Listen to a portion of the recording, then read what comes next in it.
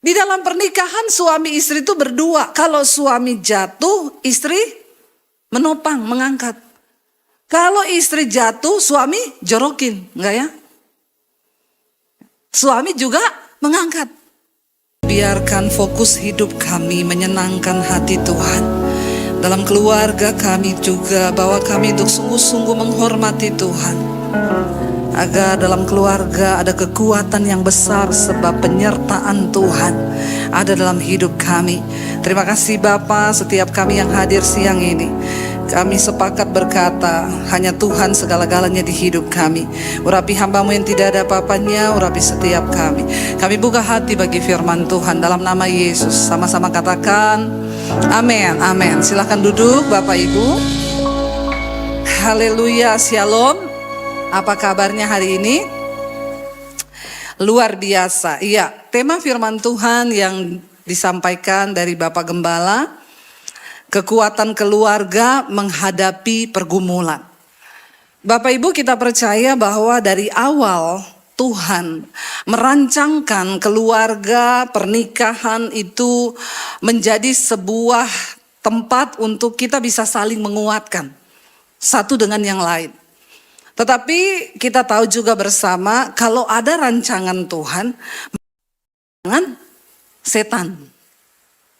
Dan selalu bertolak belakang. Kalau Tuhan mau dalam pernikahan kita saling menguatkan, maka setan mau dalam keluarga kita saling menghancurkan, melemahkan. Karena itu firman Tuhan berkata, kita baca dulu di dalam Pengkhotbah pasal 4. Ayat yang ke-9 sampai 12, saudara. Pengkhotbah pasal 4 ayat 9 sampai 12 ya, dikatakan di sana firman Tuhan begini. Baca sama-sama 1, 2, 3. Berdua lebih baik daripada seorang diri, karena mereka menerima upah yang baik dalam jerih payah mereka. Ini rancangan Tuhan untuk pernikahan. Bahwa ya berdua itu lebih baik daripada sendiri. Ya, kecuali saudara dikasih karunia hidup selibat, memang tidak menikah karena dekat sama Tuhan. Tapi kalau dikasih jodoh sebaiknya menikah. Tapi ingat, laki-laki dengan perempuan, perempuan dengan laki-laki. Jangan laki-laki dengan, nah ini tulang lunak ya. Dan tidak ada di Alkitab boleh begitu. Rancangan Tuhan dari awal itu kalau kita sendiri kita ini lemah. Tapi kalau kita berdua, Alkitab bilang itu lebih baik. Kenapa? Ayat yang ke-10 bilang begini, karena kalau mereka jatuh, yang seorang mengangkat temannya, tetapi orang yang jatuh yang tidak mempunyai orang lain untuk mengangkatnya. Di dalam pernikahan suami istri itu berdua. Kalau suami jatuh, istri menopang, mengangkat. Kalau istri jatuh, suami jorokin, enggak ya? Suami juga mengangkat. Itu rencana Tuhan. Dalam pernikahan Kristen Tuhan mau saudara supaya kalau satu jatuh satu ngangkat. Karena kalau sendiri kita tidak kuat, makanya jangan banyak-banyak menyendiri. Kalau nggak gila bunuh diri. Karena manusia diciptakan sebagai makhluk sosial yang tidak bisa hidup sendiri. Ya, jadi dikatakan kalau satu jatuh satu ngangkat. Ya, tapi yang terjadi hari-hari ini, ya satu jatuh, satu, ya, ayo jawab sendiri saja. Karena sekali lagi ada rencana Tuhan, ada rencana setan saudara. Ayat yang ke-11 berkata begini saudara. Ya kalau mereka tidur berdua, mereka menjadi panas. Mungkin ini lagi musim dingin kali, Pengkhotbah tulis ini ya. Lagi ada salju kali, kalau di Indonesia sih sudah panas terus ya. Karena kalau tidur berdua mereka menjadi panas. Tetapi bagaimana seorang saja dapat menjadi panas? Kalau dingin itu memang betul-betul kita butuh panas loh. Ya, karena kalau dingin itu aduh siksa. Kemarin saya baru pulang dari Melbourne, bukan mau pamer sih. Tapi ya gak apa-apa lah ya. 1 derajat. Tersiksa saya saudara. Aduh kita yang biasa di Indonesia begitu bangun sudah panas toh. Di sana 1 derajat. Aduh saya bilang sama suami saya enggak mau tinggal sini memang ya. Tersiksa. Nah kalau berdua kan jadi panas kan. Tapi kalau sendiri bagaimana bisa panas. Ayat yang 12 dikatakan di sana, dan bila mana seorang dapat dikalahkan, 2 orang akan dapat bertahan, tali 3 lembar tak mudah diputuskan. Ya, kalau tali 1 gampang putus, tali 2 lebih kuat, 3 bersama anak-anak lebih kuat lagi. Nah saudara, kalau Tuhan mau dalam sebuah pernikahan kita saling menguatkan, maka setan mau dalam pernikahan kita saling menghancurkan. Nah tema hari ini adalah kekuatan keluarga menghadapi pergumulan. Di dalam keluarga itu ada sebuah kekuatan yang besar. Pergumulan apa aja boleh datang, kalau kita bersatu dalam keluarga kita bisa melewatinya. Amin. Tapi persoalan sekarang yang terjadi, justru dalam keluarga itu menjadi sumber pergumulan. Iya enggak saudara? Jadi tadi karena rancangan setan ini. Kita ini hidup benar, sudah pasti banyak pergumulan. Apalagi kalau kita hidup tidak benar. Apalagi menjadi kaki tangan setan dalam keluarga. Saya selalu bilang begini saudara, tidak semua loh orang Kristen itu disatukan Tuhan. Karena firman Tuhan itu tidak pernah gagal. Yesus bilang gini, apa yang disatukan Tuhan tidak bisa diceraikan manusia. Kalau memang mereka itu yang satukan Tuhan. Masalahnya banyak orang kawin yang satukan. Kita nggak bisa loh bilang karena kita menikah terus kita diberkati di gereja terus itu Tuhan yang satukan. Tidak mesti, karena banyak orang datang ke gereja cuma karena butuh legalitas mau menikah. Iya apa ya? Nggak usah angkat tangan. Dalam hati saja. Saya buka-bukaan aja ini yang terjadi. Ada yang datang sama saya, Bu, ibu terima pemberkatan nikah nggak? Kenapa? Kamu gereja di mana? Saya nggak punya gereja. Tapi saya mau diberkati. Banyak begini. Nah, ini bertobat begini nih saudara. Karena butuh legalitas. Dan apakah kita bisa bilang itu mereka yang satukan Tuhan? Ada kalau dia mau bertobat, mungkin dulu tidak Tuhan yang satukan, ketemu karena setan. Tapi karena mau bertobat diberkati bisa. Tapi tidak semua. Saya ketemu nih suami istri berantem terus. Istrinya dipukul, suaminya narkoba, istrinya narkoba, berantem satu saat. Yaudah saya ketemu deh kalian, ayo. Waktu saya ketemu mereka berdua, yang nomor 1 saya tanya, kamu ketemunya di mana? Istri saya ini LC karaoke, saya pelanggan. Menurut saudara, orang kayak ketemu di dugem begini ini Tuhan yang satu kan? Terus nanti mereka ke gereja, karena mereka Kristen, mau dapat surat. Hello, jangan mempermainkan Tuhan. Dan kau hidup menyakiti Tuhan dan kau bilang kau Tuhan yang satukan. No, makanya banyak perceraian terjadi di gereja, di kalangan orang Kristen. Karena bukan Tuhan yang satukan, setan. Apalagi anak-anak muda sekarang, pacaran melakukan hubungan seks. Karena sudah terlanjur, akhirnya terpaksa menikah, kan sudah terlanjur. Apakah itu Tuhan yang satukan? Hei, jangan sembarangan bicara, bagaimana kita ini sering kali menghina Tuhan dan tidak menghormati Tuhan. Tapi hari ini kita harus tahu rancangan Tuhan bagi sebuah pernikahan itu besar. Tapi setan berusaha menggagalkan.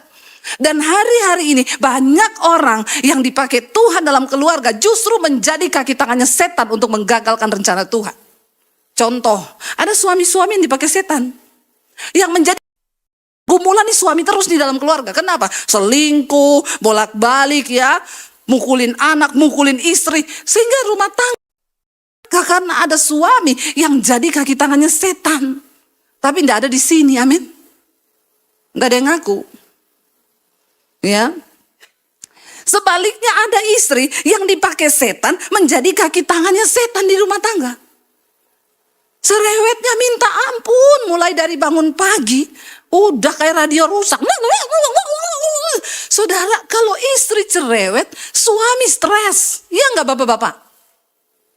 Tolong bilang amin bapak-bapak. Saya ini sudah membela bapak-bapak loh ya. Jadi saya tidak menyerang bapak terus. Yang saya serang sekarang istri toh. Kalau istrimu cerewet, stres nggak bapak-bapak?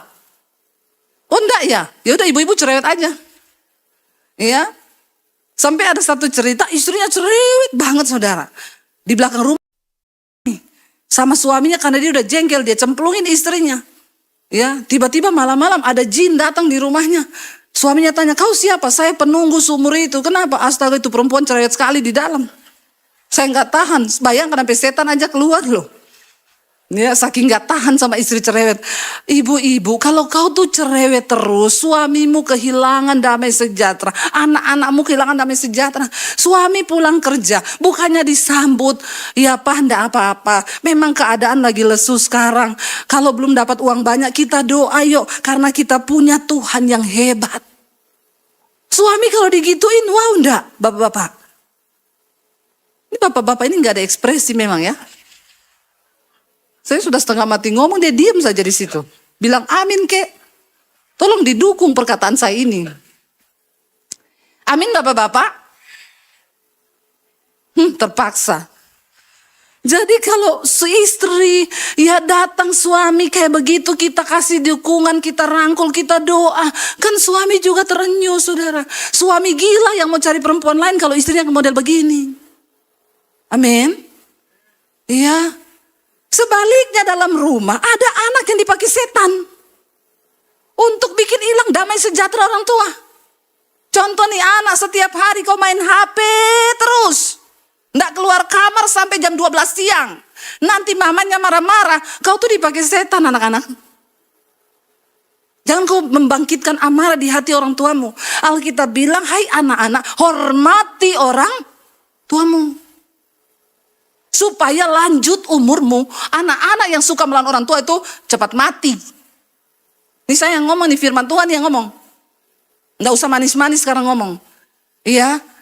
Tidak ada orang tua yang mau menjermuskan anaknya itu ke jalan yang jahat. Kalau orang nasihati kau, orang tua nasihati kau, itu benar. Jangan temanmu terus yang kau dengar. Amin anak-anak muda. Yang merasa muda bilang amin. Kecuali kau sudah tua. Kalau orang tuamu kasih nasihat, dek bangun pagi dek, bergerak dek, jangan pegang HP terus dek. Nanti kau ndak sehat, itu benar saudara. Kalau kau tidak mau mendengarkan kata-kata nasihat orang tuamu, kau terpaksa harus berhadapan dengan peristiwa dan pengalaman pahit yang akan mendidik hidupmu kelak, dan baru kau akan tersadar, iya benar ya orang tuaku ngomong. Saya ini mengalami saudara, sampai saya hampir bunuh diri di masa muda saya. Kenapa? Ya kalau saya memang gak ada didikan firman, saya gak tahu firman. Ya, makanya ayo anak-anak muda. Sekarang itu anak-anak muda tuh banyak loh, umur 20 sudah kena diabetes, gagal ginjal. Ada yang udah kena stroke. Kalau kau kena stroke, kau bikin rusak, bikin susah orang tua. Sekarang kau gak dengar kalau dibilang jangan makan yang manis-manis. Ya pesan terus tuh boba-boba terus, apalagi ada GrabFood, ada ya GoFood, tinggal pesan aja tuh. Terus main HP seharian di kamar. Bagaimana nggak penyakit datang? Nanti kalau kau sudah kena stroke, ya emang, terus nanti orang tua antar ke toilet, berak dicebokin, kok kau bikin repot orang tua ya? Kalau kau tidak bisa berdampak baik dalam keluarga, setidaknya jangan merepotkan. Saudara, kita harus berjuang dalam keluarga ini. Kenapa? Karena ada rencana Tuhan yang harus kita genapi bersama. Dan ini menjadi tujuan kita. Dan kita harus bekerja sama. Karena setan juga berusaha terus menggagalkan. Ada anak-anak yang dipakai iblis saudara. Bikin orang tua marah, bikin orang tua emosi. Ada suami yang dipakai setan, ada istri yang dipakai setan. Ayo kita bertobat hari ini. Lalu bagaimana itu semua bisa terjadi? Kita buka Efesus pasal yang kelima. Ayat 22 sampai ayat 31 saudara. Ya, ini kunci dalam rumah tangga supaya firman Tuhan tuh selalu kasih kita jalan keluar kok. Tuhan gak suruh kita begini terus ya terserah kamu bagaimana. Enggak, ada petunjuk. Tapi persoalan kita mau gak? Baca sama-sama ayat ini, terutama suami dengan suara yang keras. Karena ini ayat favorit para bapak-bapak. Baca yang kencang 1, 2, 3. Hai istri, tunduklah kepada suamimu seperti kepada ibu-ibu gondok dengar ayat ini. Bu, saya harus tunduk sama suami seperti sama Tuhan. Hello, gak salah. Dan bapak-bapak banyak pakai ayat ini untuk nyerang istrinya. Istri baru ngomong satu kata, dengar ya. Kamu baca itu Efesus pasal 5 ayat 23, 22 itu baca. Jangan dilewatin dulu nih ayat, balik lagi supaya bapak-bapak senang. Hai istri, tunduklah kepada suamimu seperti kepada Tuhan. Ibu-ibu jangan protes dulu, sabar. Bapak-bapak jangan senang dulu, masih ada koma. Ya, jangan langsung yes, ini ayatnya saya catat nih. Di berapa nih pulang saya tunjukkan sama istri saya. Koma, ya. Yang berikutnya dikatakan begini. Karena suami adalah kepala istri sama seperti Kristus. Yang adalah kepala jemaat, dia yang menyelamatkan tubuh. Istri, kita ini disuruh tunduk sama suami seperti sama Tuhan. Kenapa? Karena suami kita hidup seperti Kristus. Amin bapak-bapak. Kalau bapak-bapak hidup seperti Kristus hidup, ini enggak usah kau ngomong. Kayak di keraton itu loh, istrimu datang sudah jongkok dari jauh. Amin bapak-bapak. Amin ibu-ibu. Kalau suami kita hidupnya seperti Kristus hidup, wow banget gak? Itu rumah kayak surga. Gak usah ada tuntut menuntut, gak ada keributan karena suami kita hidup seperti Kristus hidup. Dan Kristus yang menyelamatkan tubuh, suami menyelamatkan istri dan anak-anak. Jadi bapak-bapak sebelum kau tuntut istrimu, kau belajar dulu hidup sama seperti Kristus. Soalnya ada ibu-ibu yang ngomong, saya nggak terima itu ayat bu, kenapa? Lah suruh tunduk sama suami sama seperti kepada Tuhan. Suami saya itu setan. Bagaimana saya mau tunduk sama seperti Tuhan? Ternyata ini rahasianya. Ayat yang berikutnya dikatakan begini saudara. Ayat 23, karena itu sebagaimana jemaat tunduk kepada Kristus, demikian jugalah istri kepada suami dalam segala sesuatu. Nah kalau suaminya hidup seperti Kristus, maka pasti istri tunduk seperti kepada Kristus dalam segala hal. Kalau sudah terjadi ini, bapak ibu kau tidak pernah berantem di rumah, amin. Yang kenceng bilang aminnya. Suami hidup seperti Kristus, istri tunduk kepada suami. Ada ribut-ribut di rumah kita? Nggak ada, bangun pagi shalom, istrinya haleluya. Tiap hari begitu. Yang ada di rumah tangga Kristen sekarang, neraka. Karena banyak anggota keluarganya mau jadi kaki tangannya setan. Yang membuat kerusuhan, yang membangkitkan amarah. Kalau satu orang stres dalam rumah, semua ikut stres. Karena stres itu berjangkit. Menular. Coba aja. Mari kita bawa damai sejahtera dalam keluarga kita. Suami, istri, anak kita semua bertanggung jawab untuk membawa keluarga kita kepada tujuannya Tuhan. Lalu dikatakan begini, ayat yang ke-25. Hai suami, kasihilah istrimu sebagaimana Kristus telah mengasihi jemaat dan telah menyerahkan dirinya baginya. Sekali lagi suami disuruh mencontoh Kristus.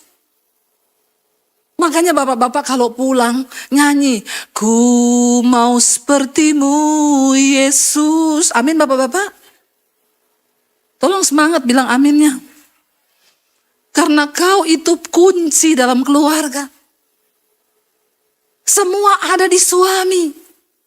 Kalau suaminya hidup takut Tuhan, mengandalkan Tuhan, dekat dengan Tuhan, itu aman sudah. Tidak ada rumah tangga tuh ribut-ribut. Tidak ada perceraian. Inilah fungsi Alkitabiah yang harus kita kembalikan dalam keluarga-keluarga Kristen. Kenapa banyak keluarga Kristen cerai? Terus kita bilang apa yang disatukan Tuhan? Tidak boleh. Orang kalau Tuhan yang satukan tidak mungkin cerai. Karena dasarnya sudah benar Tuhan. Bukan setan. Sekarang ini banyak menikah hanya untuk legalitas. Bukan karena tunduk sama Tuhan. Dan kau pikir Tuhan bisa kau main-mainkan? Cuma untuk dapat surat nikah. Hello. Pernikahan itu ibadah cuma 2 jam. Tetapi kehidupanmu yang menghormati Tuhan selama pernikahan itu yang harus kau bangun. Amin. Kalau cuma ibadah pemberkatan 2 jam toh. Pilih lagu, pilih kata-kata, pilih ayat. Ucapkan janji nikah 2 jam. Bagaimana kau menipu Tuhan dalam pernikahan? Bagaimana Tuhan bisa memberkati rumah tangga kita? Kita tidak hidup menghormati Tuhan. Ya, jangan sembarang-sembarang bawa-bawa nama Tuhan, saudara. Ya, saya tuh kalau ada orang cerai, orang Kristen, itu loh Bu, cerai lagi. Padahal apa yang disatukan Tuhan dalam hati saya, mereka itu setan yang satukan. Karena kalau Tuhan yang satukan, tidak mungkin kau cerai. Kecuali kau mau bertobat. Bertobat, hormati Tuhan dalam hidup. Amin. Hai suami, kasih istrimu sebagaimana Kristus. Suami disuruh lagi seperti Kristus. Mengasihi istri yang telah mengasihi jemaat dan telah menyerahkan dirinya baginya. Lalu ayat yang berikutnya dikatakan, untuk menguduskannya sesudah ia menyucikannya dengan memandikannya dengan firman, dengan air dan firman. Suami harus penuh dengan firman. Supaya kau bisa bawa istri dan anak-anakmu untuk datang kepada Tuhan. Saya kemarin bacakan kesaksian di Mesbah Doa. Seorang ibu, Shalom Bu Debbie, saya mau bersaksi. Saya ini Kristen dari lahir Bu. Dan saya menikah dengan suami yang tidak percaya Tuhan. Dia bukan beragama Kristen. Dan saya itu ada 2 tahun Bu, hidup dalam depresi. Kami tidak pernah ke gereja. Karena suami saya nggak kenal Yesus. Dan saya juga malas, saya cuma Kristen KTP. Jadi saya depresi berat 2 tahun Bu. Ketakutan, khawatir, kondisi keuangan bermasalah. Sampai satu saat suami saya itu bilang begini. Coba kau bacalah itu firman Tuhanmu. Dengarinlah khotbah-khotbah itu di YouTube banyak. Suaminya ini padahal bukan orang Kristen. Tapi dipakai Tuhan. Mungkin ada iman di hati kali dia diam-diam dengar-dengar khotbah kali di YouTube. Suaminya yang tunjukin channel saya ke istrinya. Dan istrinya bilang, Bu, puji Tuhan, saya sangat bersyukur Bu. Saya bisa ketemu dengan firman Tuhan, khotbah-khotbah Ibu. Sekarang setiap hari saya dan suami.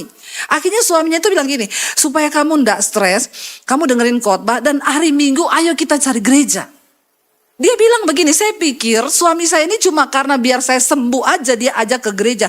Tapi ternyata tidak Bu, dia ikut temani saya ibadah. Setelah itu bahkan sampai hari ini Bu, suami saya sekarang sudah ikut ke gereja. Kami melayani Tuhan bersama-sama. Dan setelah saya itu mengerti kebenaran firman Tuhan, sekarang hidup kami dipulihkan Tuhan. Bahkan kondisi keuangannya yang tadi seret, Tuhan mulai bekerja dengan hal-hal yang supranatural, yang tidak masuk di akal. Tuhan memberkati pernikahan kami. Enggak ada saudara, enggak ada cara lain supaya pertolongan Tuhan terjadi di hidup kita. Selain kita ini datang kepada Tuhan, menghormati Tuhan dalam hidup kita. Kenapa saudara? Tuhan bilang begini, siapa yang menghormati aku, akan kuhormati. Bayangkan loh kalau Tuhan menghormati kita tuh kayak apa saudara. Kita dihormati orang tinggi aja, dihormati pejabat aja seneng. Apalagi Tuhan bilang siapa menghormati aku akan kuhormati. Sebagai anak muda kalau kita hidup menghormati Tuhan, menjaga kekudusan hidup, mengikuti nasihat orang tua, masa depanmu itu dipelihara oleh Tuhan. Bapak-bapak, kalau kau menjadi suami yang menghormati Tuhan, mengasihi istri, membawa istri dan anakmu datang kepada Tuhan, maka tidak ada perkara yang mustahil dalam bisnis pekerjaanmu. Tuhan turut bekerja. Kenapa selama ini rasanya tidak terjadi mujizat, rasanya berat karena kau tidak kembali sama Tuhan.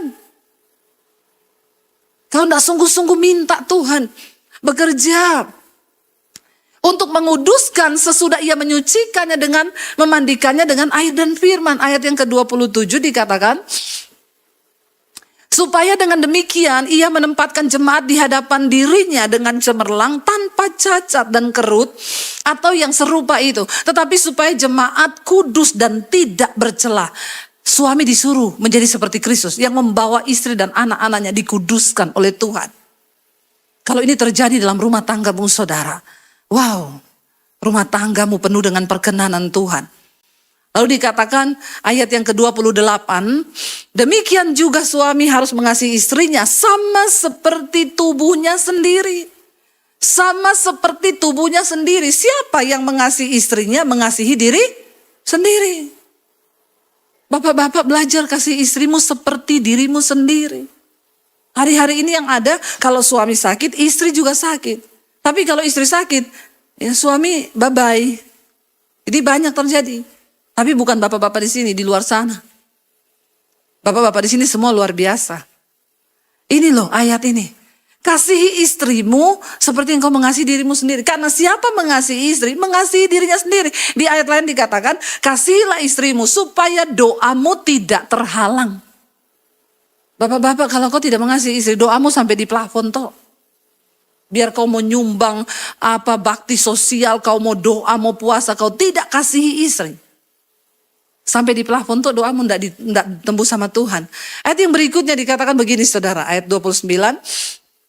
Sebab tidak pernah ada orang membenci tubuhnya sendiri, tetapi mengasuhnya, merawatinya sama seperti Kristus terhadap jemaat. Ini loh bapak-bapak, kunci dari keluarga kita diberkati. Ayat 30 berkata begini saudara. Ini luar biasa.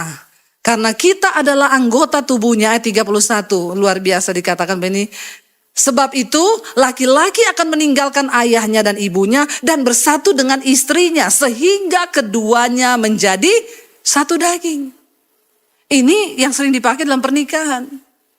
Jadi ketika engkau sudah menyatu dengan istrimu bapak-bapak, orang tua boleh hanya memberi masukan tapi tidak bisa intervensi kehidupan pernikahan. Karena ketika orang sudah menikah, yang utama itu, yang pembawa nahkoda suami istri bukan mertua. Bukan ipar. Ya ada istri-istri yang konseling sama saya. Itu bu suami saya, bu dia lebih bela mamanya daripada saya. Suruh aja suamimu pulang ke mamanya. Karena Alkitab bilang, suami tinggalkan orang tua bersatu dengan istrinya. Menjadi satu daging. Sekarang banyak suami lebih dengar kakaknya, lebih dengar adiknya daripada istrinya. Makanya ada sinetron, ipar adalah maut. Ya, jangan Bapak Ibu, waktu kita menikah kita suami istri, kekuatan itu, powernya itu ada di kita. Apalagi dalam Tuhan. Ya ayat yang berikutnya saudara 32 dikatakan begini. Ya ayat yang ke-32 ada dikatakan bahwa rahasia ini apa? Besar. Ini loh rahasia keluarga yang diberkati. Yang kuat menghadapi tantangan. Rahasia ini besar. Tetapi yang aku maksudkan ialah hubungan Kristus dan jemaat. Hubungan Kristus dan jemaat digambarkan dalam sebuah hubungan pernikahan. Dan itu akan terjadi kalau kita sungguh-sungguh hidup menghormati Tuhan. Saya cuma mau sampaikan Bapak Ibu, adalah tujuan kita bersama anggota keluarga membawa kapal keluarga ini mencapai tujuannya Tuhan. Jangan suami jadi kaki tangannya setan yang bikin sumber pergumulan dalam keluarga. Jangan istri jadi kaki tangannya setan. Jangan anak menjadi kaki tangannya setan. Tapi mari hari ini kita mau berkata, Tuhan pakai kami untuk saling menguatkan.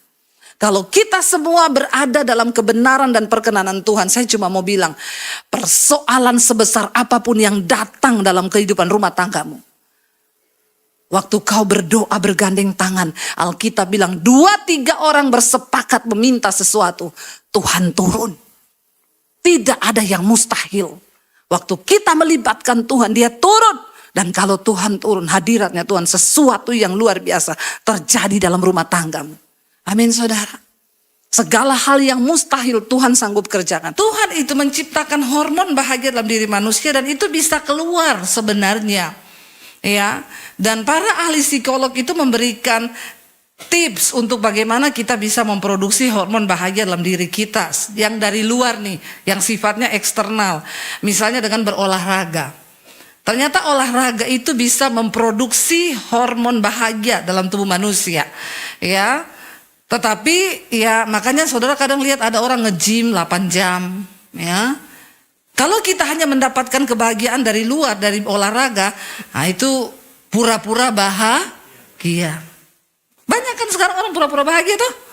Ya foto di gym terus, foto olahraga terus. Ya ini tanda-tanda orang pura-pura bahagia nih. Ya, memang waktu dia olahraga itu ada bahagia yang muncul karena dari dalam tuh keluar saudara. Ya saya kemarin diajak olahraga latihan boxing saudara. Ya sebenarnya saya nggak mau karena aduh boxing ya, tapi dikirimi sarung tinju. sama atlet tinju, ya dia atlet dulu terkenal di Indonesia, ya pemenang se-Asia dulu. Lah saya nggak enak juga, tahu-tahu di rumah ada sarung tinju 5. Saya tanya, ini siapa yang kirim? Ya Pak Andre Bu. Ya lalu dia WA saya, Bu saya sudah kirim sarung tinju ya, Ibu datang ke tempat saya latihan. Ya saya coba dulu sama suami, kau pakai satu, saya pakai satu. Ya terus kita bertinju di rumah tuh, ya. Tapi seru juga, yang pertama bisa melampiaskan. Ya jadi kalau yang mau coba-coba silakan, tapi ini adegan berbahaya, hanya dilakukan oleh para ahli saja ya. Jadi kita waktu sempat saudara, wah pulang pelayanan pakai sarung tinju kita gini-gini, keringetan loh. Ya cuma berapa menit itu saya lihat, wah baju saya basah ya, enak ini kalau bisa latihan ya. Akhirnya kemarin Sabtu kita ke tempatnya dia lah, biar lega juga ya, sudah kirim sarung tinju, masa kita nggak datang. Ya datang saya, kita latihan, anak saya ikut. Pas pulang anak saya bilang gini, Mam enak ya tinju ya, stres terlampiaskan. Saya kaget, saya tanya mana saya, emang kau juga stres? Anak muda masa stres? Lalu dia bilang, anak muda juga stres loh Mam. Emang kau bayar cicilan? Kau bayar listrik? Kau cari uang buat makan? Ya kagak. Mami pikir berangkat kuliah itu nyetir 45 menit itu enggak stres. Oh ternyata semua orang bisa stres, bisa jenuh. Ya. Tapi benar waktu kita akhirnya latihan boxing itu, bisa loh saudara ternyata melampiaskan. Setelah itu plong sih, walaupun pulang tangan sakit semua. Ya tapi jiwa plong. Jadi Tuhan itu ternyata luar biasa loh, menciptakan banyak hal untuk kita ini bisa ada ya hormon bahagia dalam tubuh. Contoh juga yang lain, bisa dengan pelihara binatang, itu juga menyalurkan ada hormon bahagia yang timbul ya. Bapak-bapak pelihara dogi ya, karena istrimu kadang kan lebih galak dari dogi toh. Waktu pulang baru dekat, nah ini ya, sementara kalau pelihara dogi kan bisa senyum-senyum, doginya bisa bahagia gitu ya.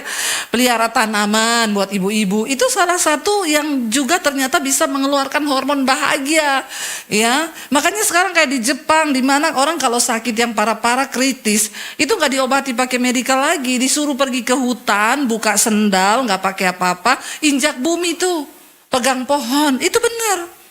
Ya karena energi dari bumi itu ada ion-ion positif yang bisa katanya mengalir ya di dalam tubuh manusia, dan itu bisa bikin kita lebih berbahagia, bahkan bisa memberi kesembuhan. Nah ini faktor-faktor yang dari luar diri yang bisa sih saudara. Makanya kita lihat kadang orang tuh olahraga kok ya bahagia ya. Kalau kita tapi hanya memenuhi yang dari luar, maka jatuh-jatuhnya kita ini pencitraan.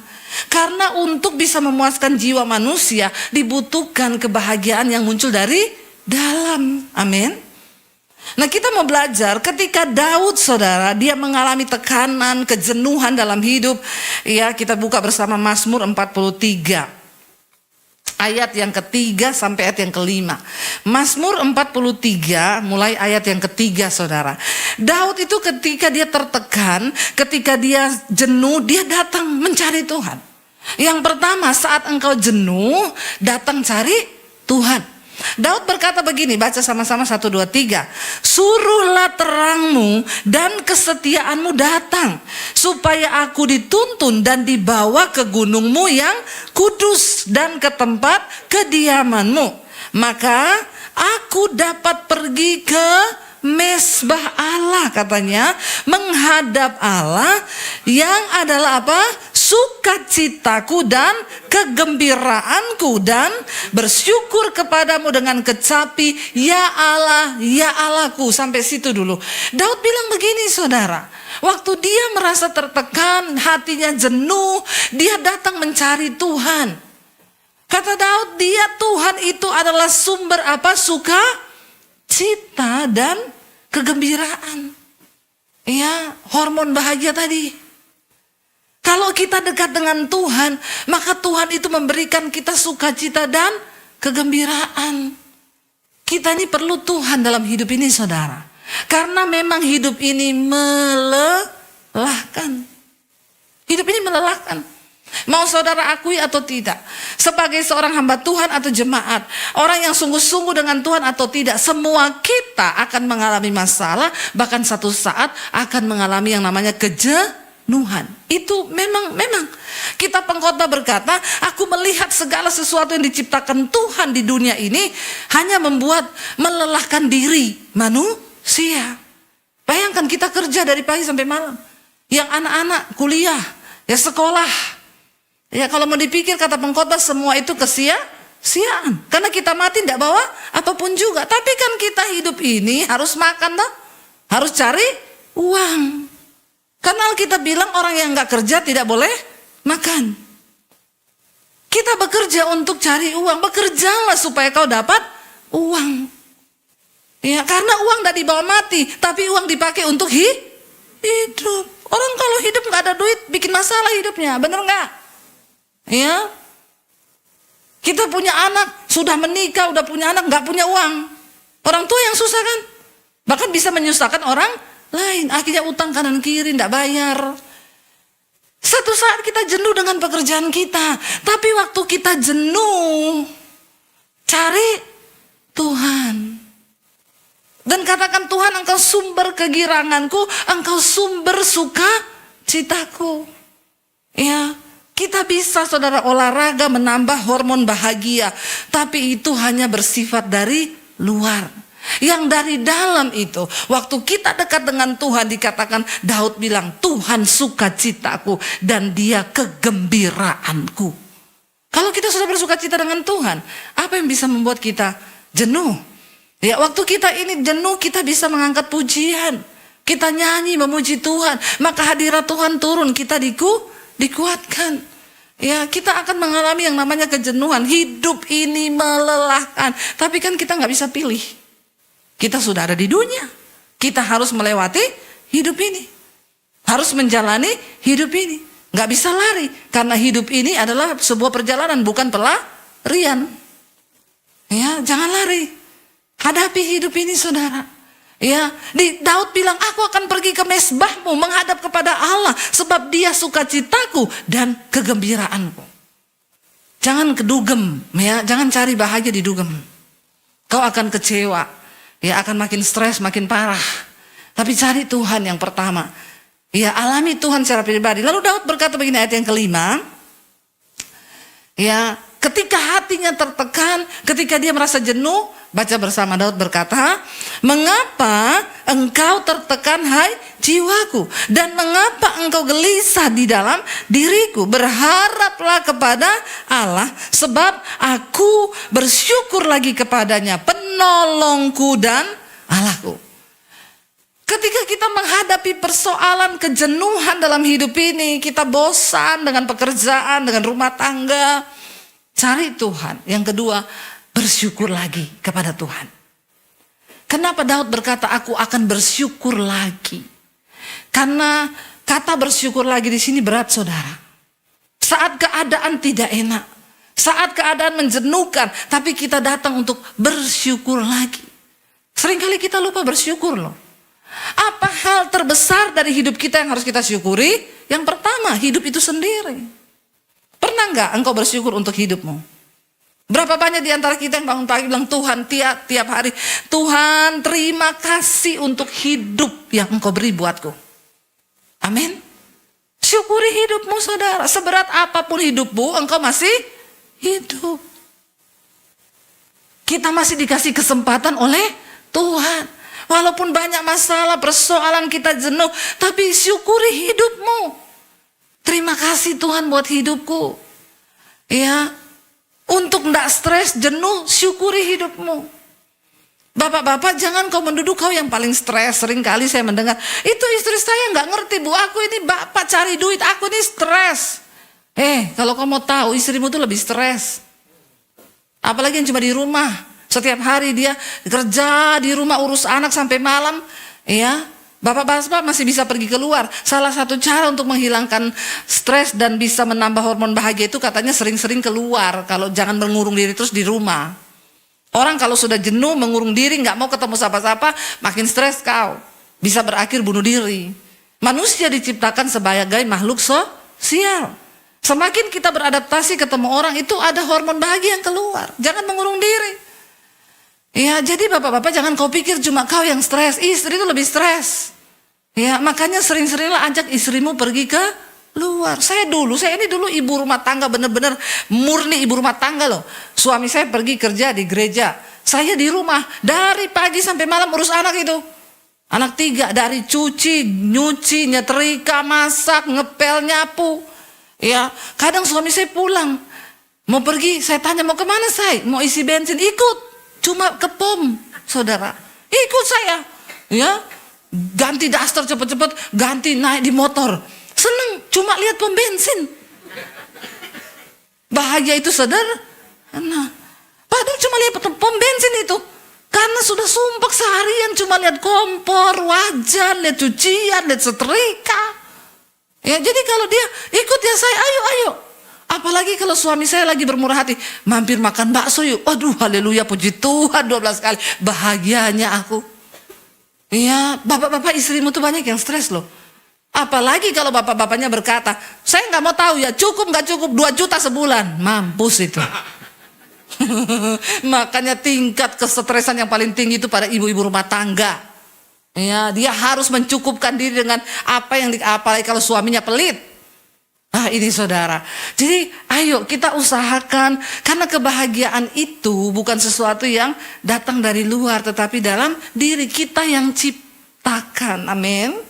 Ya, syukuri istrimu. Tuhan, terima kasih buat istriku walaupun dia cerewet. Tapi syukuri. Amin. Karena cerewetnya istri-istri itu ada baiknya buat suami. Pokoknya istri benar terus. Ya, biar dia cerewet tapi itu untuk kebaikan suami. Ya, tapi kalau bapak-bapak pelit itu bukan untuk kebaikan istri itu. Ya, karena jeleknya istri itu pasti untuk kebaikan suami. Ibu-ibu, syukuri suamimu. Tuhan, aku bersyukur buat suamiku sekalipun dia pelit. Amin, ibu-ibu. Ya, belajar, enggak ada ibu-ibu yang amin loh. Tadi bapak-bapak pada amin saya suruh. Begitu ibu-ibu ini tidak ada yang amin. Ibu-ibu ini kepala batu juga ya. Bertobat ibu-ibu ya. Doakan suamimu. Tuhan, terima kasih buat suamiku ini walaupun pelit tapi aku bersyukur. Amin. Ya, ada ibu-ibu ngomong sama saya, Bu, saya mau bunuh itu anjingnya suamiku. Kenapa kau mau bunuh? Saya mau kasih racun. Kenapa? Itu suamiku lebih sayang sama anjing daripada sama saya.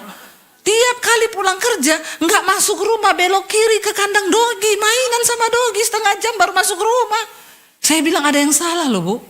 Daripada kau bunuh itu dogi, kau berdosa. Lebih baik kau belajar dari dogi itu. Kenapa suamimu kalau pulang kerja langsung ke kandang dogi? Saya ini punya dogi. Saya kalau pulang dari luar kota, saya belum masuk rumah itu dogi saya di dalam udah kangen sama saya. Begitu saya masuk, dia peluk, dia cium, wah dia muter-muter seneng. Saya bilang coba ibu begitu. Kalau suami pulang ciumi, peluk suamimu, berlakulah seperti dogi itu. Ya, sebelum dia belok kanan, ibu cegat dulu di depan pintu pagar tuh. Ya, maka suamimu pasti senang. Lagian ibu kalau suami pulang bukannya disambut, bawa uang enggak? Lebih galak dari anjing galak ibu-ibu ini. Ya, saya bilang jangan kau bunuh itu dogi, kau berdosa ibu. Belajarlah dari dogi supaya bisa menciptakan bahagia saudara.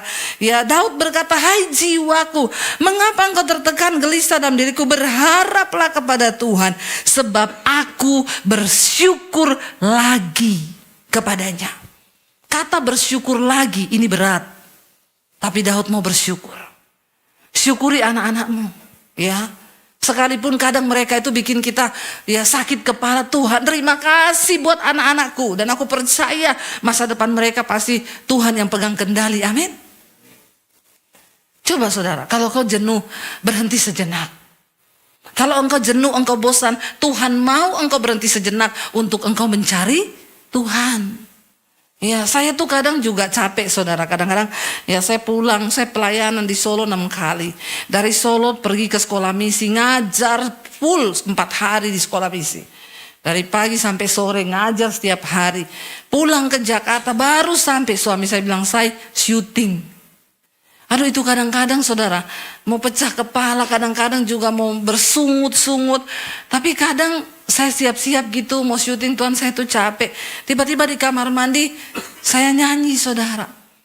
Salah satu cara untuk kita bisa mengalahkan kejenuhan kita, nyanyi mengucap syukur. Kadang-kadang udah capek banget mau bersungut, saya nyanyi, aku ada hari ini karena Tuhan baik dan teramat baik bagiku. Semua yang ku alami bersamamu ku lewati, indahnya kasih Tuhan seperti pelangi sehabis hujan. Kadang-kadang nangis, air mata menetes. Aku ada hari ini, lalu kita jadi kuat lagi. Karena bersyukur ternyata kita ada hari ini tuh karena anugerah Tuhan. Apa yang perlu kita jenuhkan dengan hidup ini? Ayo bangkitkan kembali semangatmu dengan hadirat Tuhan. Enggak ada satu orang pun di luar sana yang bisa membangkitkan semangatmu kecuali dirimu sendiri, saudara. Enggak ada orang di luar sana yang peduli dengan kau. Kita harus menolong diri kita sendiri. Datang cari Tuhan. Hanya Tuhan yang sanggup. Makanya di dalam Yesaya pasal yang ke-40 ayat 29 sampai 31 berkata begini. Yesaya 40 ayat 29 baca bersama. Dia memberi kekuatan kepada yang lelah dan menambah semangat kepada yang tiada berdaya. Tuhan itu memberi kekuatan kepada kita yang lelah, yang jenuh hari-hari ini. Jangan cari pelampiasan di tempat lain. Jangan main game kalau engkau stres. Cari Tuhan, amin. Ya, jangan dugem. Ya, jangan lakukan sesuatu yang lain yang sifatnya hanya datang dari luar, tapi cari Tuhan karena Tuhan memberi kekuatan dari dalam. Dan yang dari dalam itulah yang kekal, saudara. Dia berkata, dia memberi kekuatan kepada yang lemah, menambah semangat kepada yang tiada berdaya. Orang kalau sudah tidak semangat, susah. Makanya orang kalau sakit kanker, saudara, dokter lihat, di saat semangatnya drop, ini pasti cepat mati. Tapi separah apapun sakitnya, kalau dia masih semangat, masih ada harapan. Ya, siapa yang dapat memulihkan semangat kita? Tuhan yang bisa. Ya, semangat untuk apapun, untuk bekerja, untuk apapun, ya, untuk diet yang mau kurus, ya, perlu semangat juga loh. Kita ini kan semua tahu caranya kurus itu apa.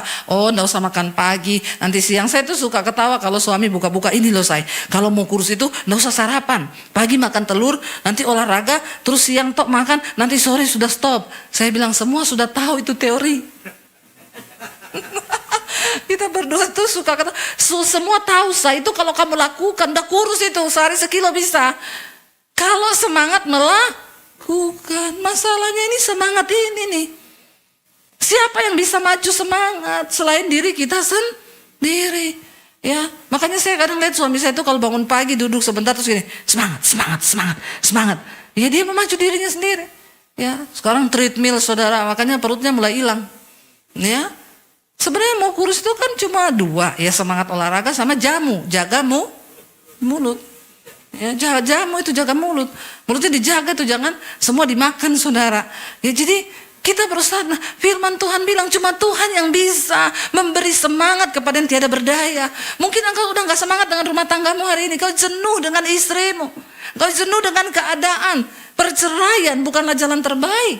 Minta sama Tuhan diberi kekuatan baru, dikasih semangat yang baru. Ayat berikutnya berkata begini. Orang-orang muda menjadi lelah dan lesu, dan teruna-teruna jatuh tersandung. Hari-hari ini banyak anak-anak muda yang lelah, lesu, saudara. Masih muda udah sakit-sakitan. Ya, anak-anak muda sekarang gak olahraganya mereka tuh cuma jari gini, scroll terus. Ya, jadi banyak dari mereka itu yang hari-hari ini masih muda tapi udah jompo. Tulangnya sakit, ya, ini sedikit udah. Lu bener, saudara. Ya, handphone itu, internet itu membuat orang jompo. Karena kurang bergerak, udah gak bisa ngapa-ngapain. Ya di kamar seharian. Membunuh pelan-pelan loh. Makanya Alkitab tuh gak pernah salah. Orang-orang muda menjadi lelah, lesu, ya, teruna-teruna, bahkan jatuh tersandung. Tetapi ayat yang berikutnya 31, baca sama-sama 1, 2, 3.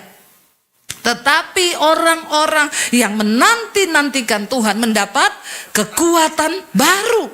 Mereka seumpama raja wali yang naik terbang dengan kekuatan sayapnya. Mereka berlari dan tidak menjadi lesu. Mereka berjalan dan tidak menjadi lelah. Ya, hari-hari ini banyak orang berjatuhan. Tapi orang yang menanti-nantikan Tuhan, makanya cari Tuhan. Nantikan Tuhan bekerja di hidup kita. Orang yang menanti-nantikan Tuhan mendapat kekuatan baru. Nggak peduli umurmu berapa. Kalau kau cari Tuhan, Dia beri engkau kekuatan baru. Kenapa di kita ini diumpamakan seperti Raja Wali? Burung Raja Wali itu burung yang sangat-sangat senang kalau ada badai. Karena dia sangat menikmati badai angin yang kencang. Kenapa? Dia memakai kekuatan badai itu untuk dia melayang di tengah badai dan membawa dia naik lebih tinggi. Ini gambaran kehidupan orang Kristen. Setiap badai pencobaan yang datang dalam hidupmu, pakai itu menjadi sebuah kesempatan untuk engkau naik level iman yang lebih tinggi, saudara. Ya, jalani setiap badai hidup, nikmati bersama dengan Tuhan. Dikatakan orang-orang yang menanti-nantikan Tuhan, mereka berlari tapi tidak menjadi lesu. Mereka berjalan tapi tidak menjadi lelah. Ya, kenapa ada orang yang berkata seringkali, kok kamu itu begitu kuat? Ya iya, karena saya mengandalkan Tuhan.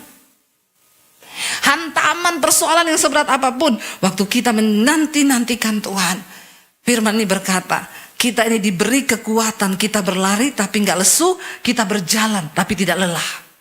Dopingnya dari mana? Dari Tuhan. Kita menghadapi banyak persoalan, kita menghadapi banyak pergumulan, tapi kita semakin kuat karena Tuhan yang menjadi kekuatan di hidup kita, saudara. Mari hari-hari ini, saudara, kita jangan kalah dengan keadaan, kita jangan menyerah, jangan jenuh dengan setiap apa yang sudah Tuhan beri. Mulai belajar, syukuri keluargamu, syukuri anak-anakmu, syukuri istrimu, syukuri suamimu, syukuri pekerjaanmu hari ini. Kenapa engkau syukuri pekerjaanmu? Karena di luar sana banyak orang yang sedang cari pekerjaan tapi mereka tidak dapat pekerjaan. Begitu banyak orang yang hari-hari ini sedang kehilangan pekerjaan. Dan apa yang ada di depanmu, syukuri dan kerjakan itu dengan sekuat tenaga. Ya, kita harus cari uang supaya kita bisa hidup layak. Ya, dan firman Tuhan bilang ya, orang yang gak cari uang gak bisa makan. Jangan sedikit-sedikit kutuki pekerjaanmu. Karena di luar sana banyak orang gak punya pekerjaan. Mari mulai syukuri karena lewat pekerjaan itulah Tuhan mencurahkan berkatnya bagi kita. Amin, saudara. Saya merasa bagaimana hidup gak punya uang. Saya dulu hidup gak punya uang, saudara. Ya, mau makan aja rasanya mau pinjam sama orang. Tapi untung saya gak pernah pinjam sama orang uang. Karena saya tahu saya hamba Tuhan. Waktu saya pinjam uang, saya bikin malu nama Tuhan. Tapi gak punya uang tuh gak enak, sungguh. Ya, saya sampai jualan jus sampai tengah malam di Solo dulu, jualan sambal, jualan apa aja saya lakukan. Kenapa? Saya pengen saya ada uang supaya hidup saya ini layak. Hari ini Tuhan berikan kami uang.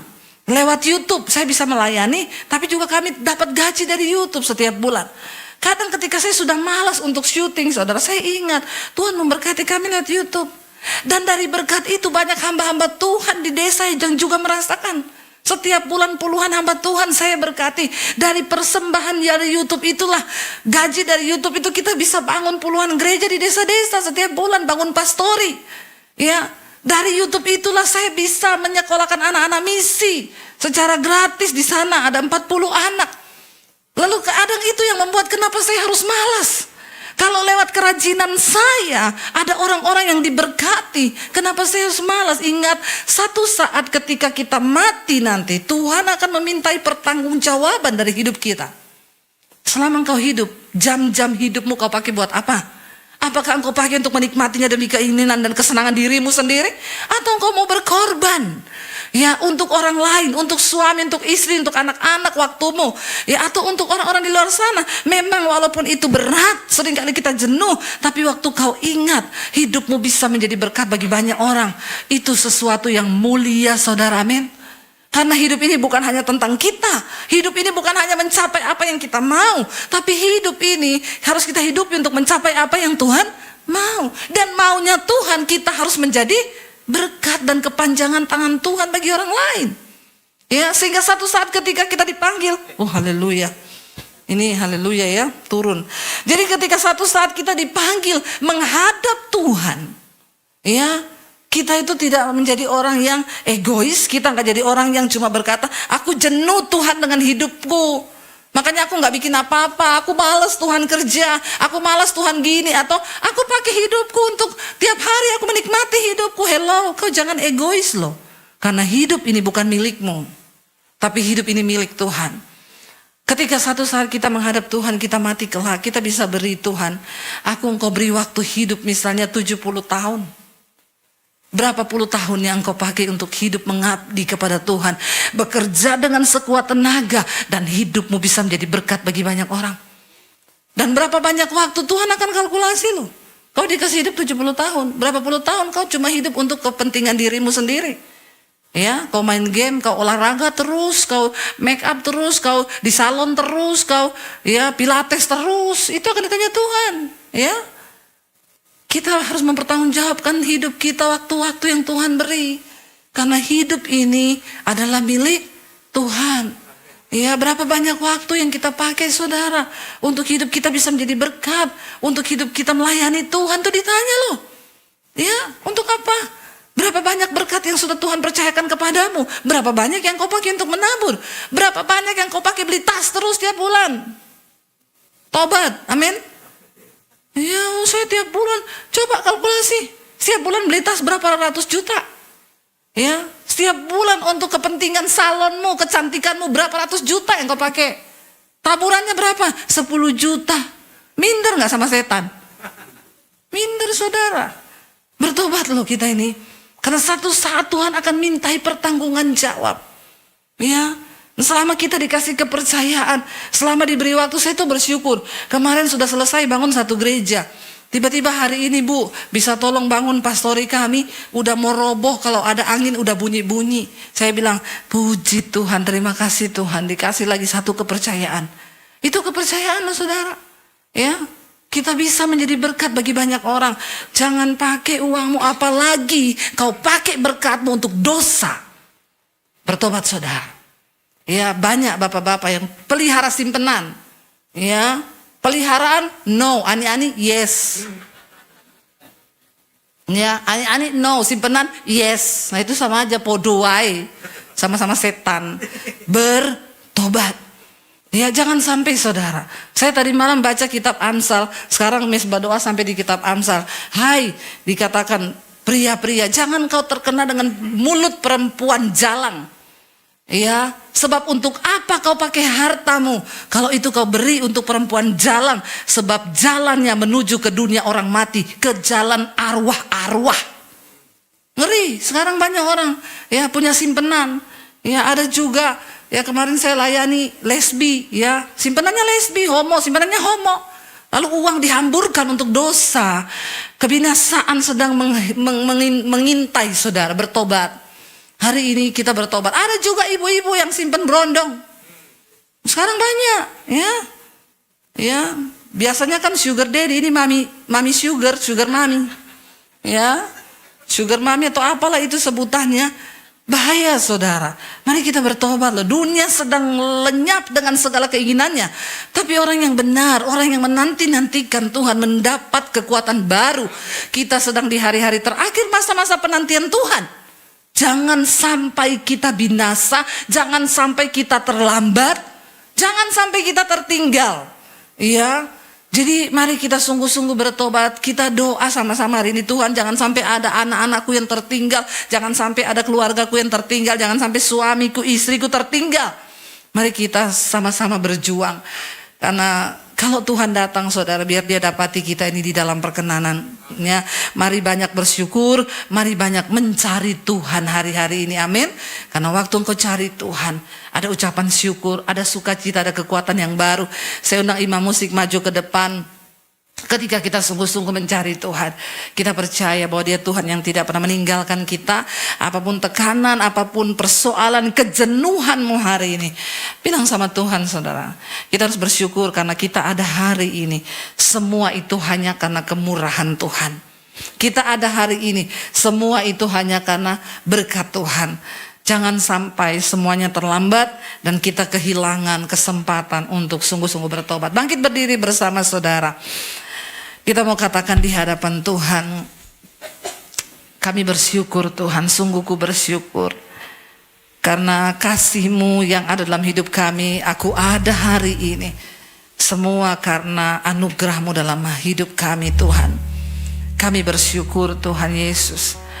Dan syukuri saudara, karena apapun yang kita alami, kita akan melewatinya bersama dengan Tuhan. Dia Tuhan yang tidak pernah meninggalkan kita. Dia Tuhan yang selalu ada bersama-sama dengan kita.